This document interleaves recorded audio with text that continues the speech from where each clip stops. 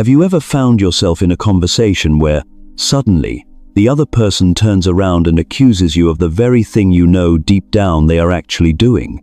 That feeling is hard to describe, a mix of confusion and injustice, as if the entire truth has been flipped upside down in a single breath. And you just stand there, trying to make sense of it all, while quietly asking yourself, am I going crazy? In reality, you are completely sane. You are simply being pulled into a deep psychological defense mechanism that narcissists use to protect their fragile sense of self, something psychology calls projection. Put simply, they cannot bear to see the ugliness within themselves, so they throw it onto you. And little by little, they make you carry the emotional weight that truly belongs to them. If the psyche were a movie, they would be the one controlling the projector and you, merely the screen where their distorted images are cast. In that film, you become the villain, while they play the wounded victim. Today, we will step out of that projected movie together. We'll talk about what projection really is, why it becomes a familiar weapon for narcissists, the subtle signs that show when you are being targeted, and, most importantly, how to protect your mind, preserve your truth, and keep your self-respect amid that storm of manipulation. And remember, the message today is not about blame or accusation.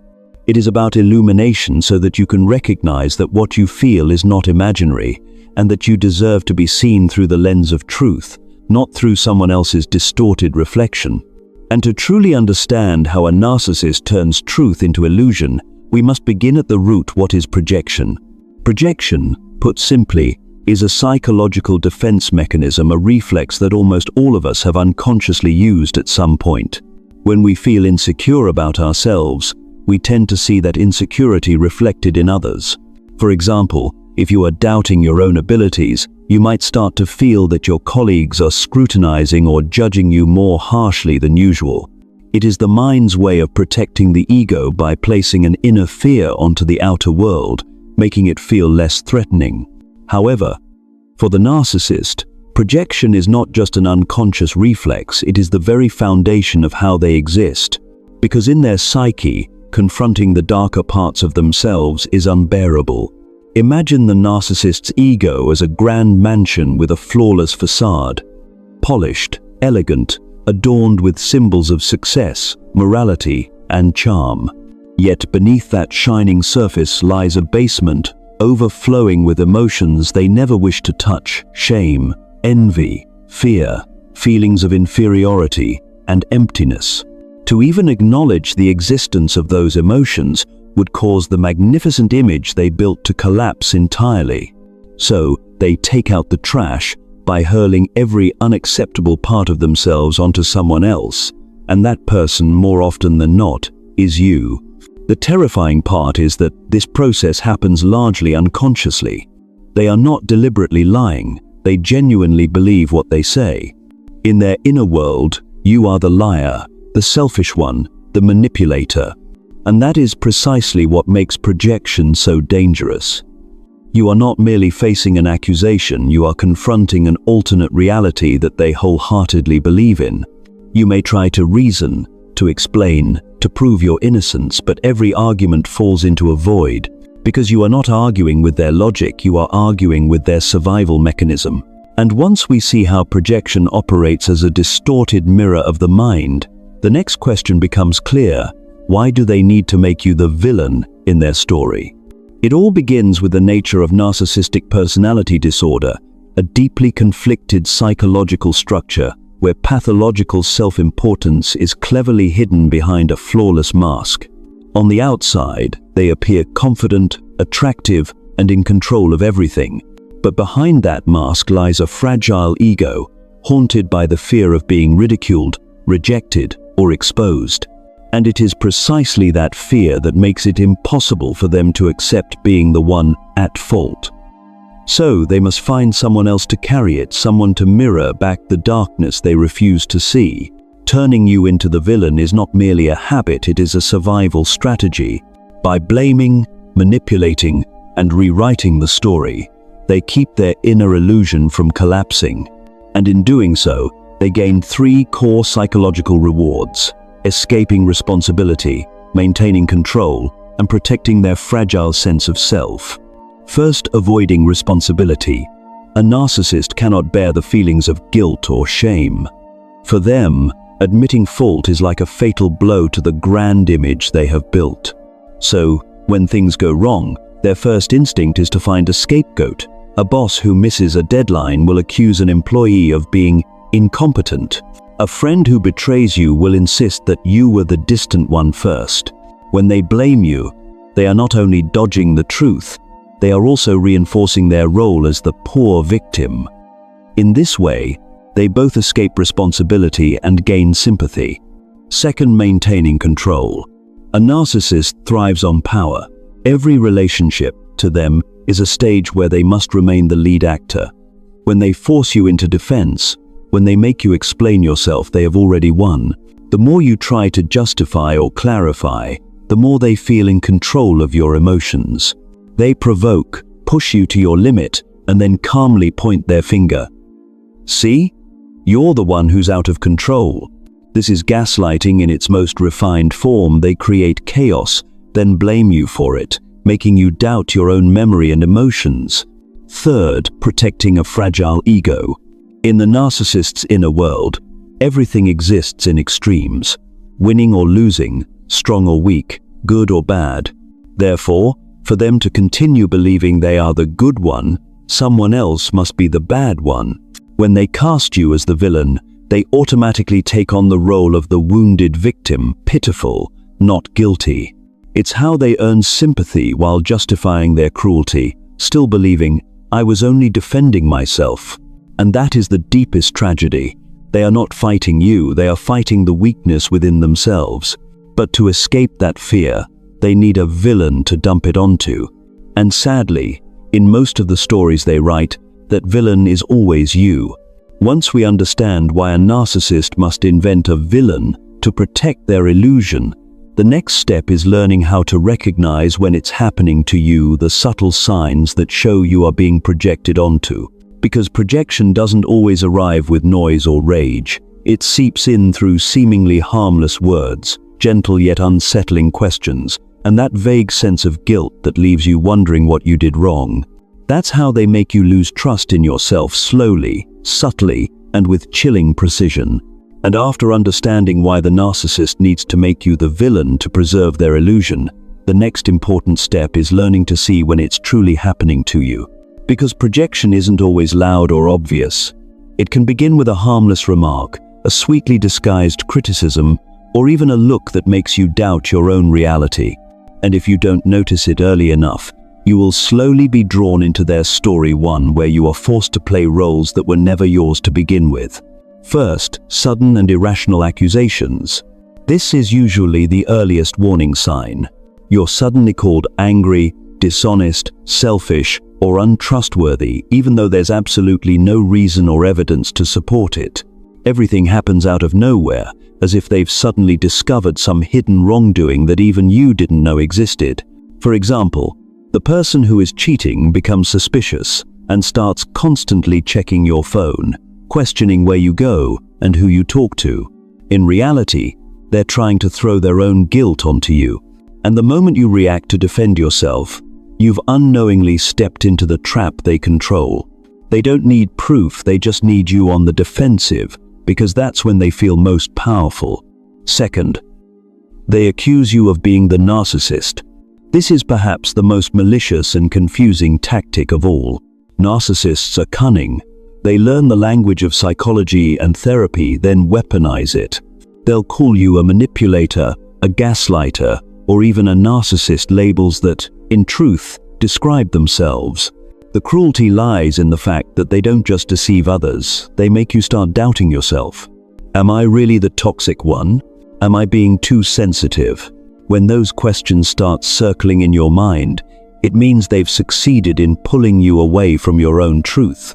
If someone constantly analyzes you psychologically, only to assign blame instead of showing understanding or empathy, stop right there.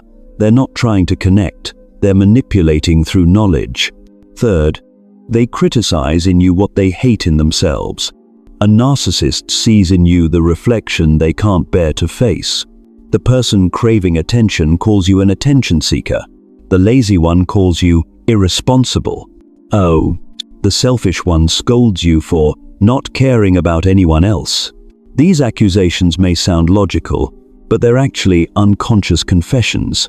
By pointing out your supposed flaws, they feel superior, righteous, and temporarily relieved from their own shame. But in truth, they are only looking at themselves through you in a distorted mirror they desperately need to believe is real. Fourth, they blame you for their emotions. This is one of the clearest and most common forms of emotional projection. When a narcissist feels angry, ashamed, or hurt, they don't know how to handle those emotions. The feelings are too heavy, so they need an external cause to unload them. They'll say things like, "It's your fault I'm like this," or "If you hadn't done that, I wouldn't be angry." An emotionally mature person might say, "I'm upset right now, I need some time to calm down." But the narcissist assigns that responsibility to you as if you are the one controlling their emotions. And soon, you start to believe that you truly caused their anger, so you try to adjust yourself to avoid conflict. Gradually, you lose your emotional boundaries, and they begin to control you in a very subtle way by making you afraid of hurting them. Fifth, they treat your boundaries as an attack. When you start setting limits, they see it as betrayal.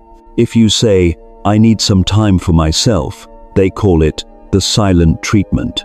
If you refuse an unreasonable request, they label you selfish or cold. Because in their world, boundaries mean loss of control. As long as you keep yielding, they feel safe. But the moment you stand up for yourself, they feel threatened not because you're wrong, but because you dared to take back the strings they used to pull. And when that happens, their love turns into punishment, silence, withdrawal, or cruel words disguised as hurt feelings. Finally, the signs you feel with your heart. Projection doesn't just exist in words, it leaves traces in your emotions. If every conversation with them leaves you feeling drained, confused, or guilty without knowing why, that is the sign. Because they don't need to shout or accuse you directly. They only need to make you carry the emotions they cannot bear. You begin to feel shame, fear, or self-doubt. But those feelings are not yours, they are the insecurities they've placed upon you.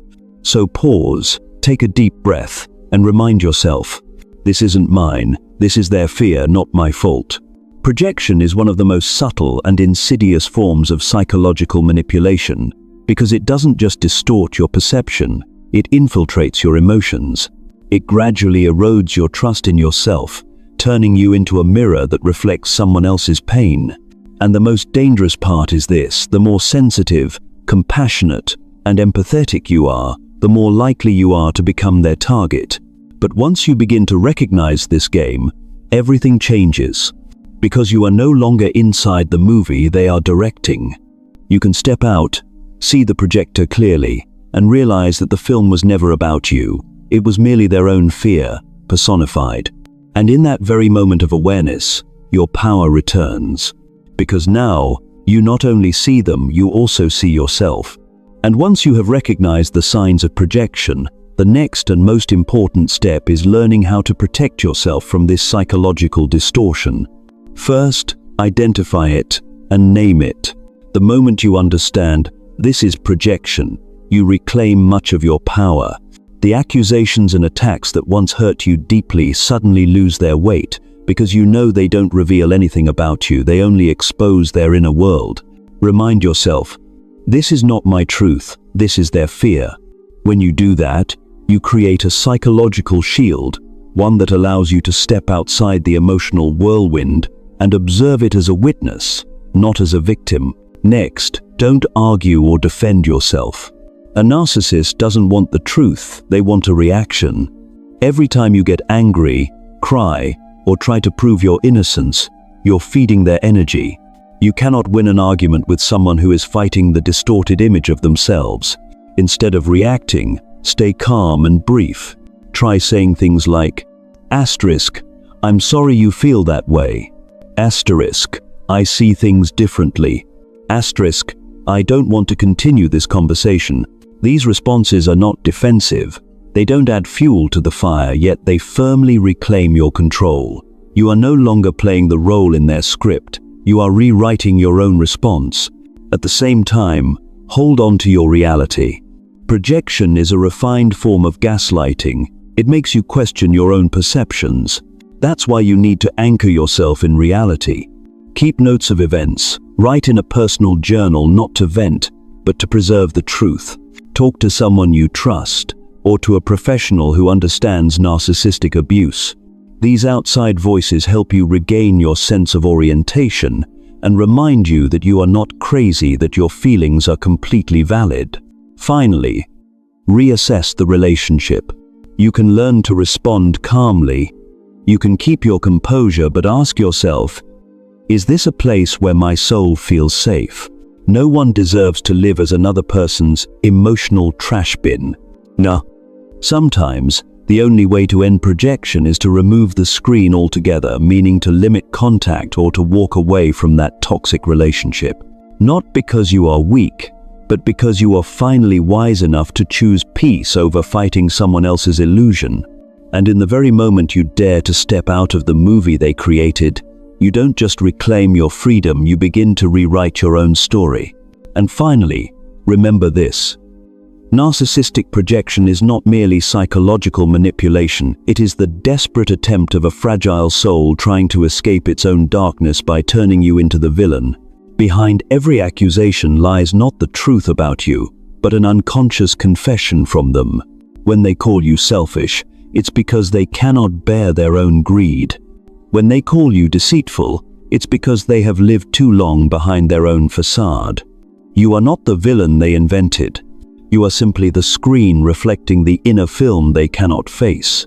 So, recognize projection, refuse to play the role, and hold firmly to your own truth. Because when you do, you take back the pen and continue writing your story, one that no longer revolves around fear, but begins with awakening and peace.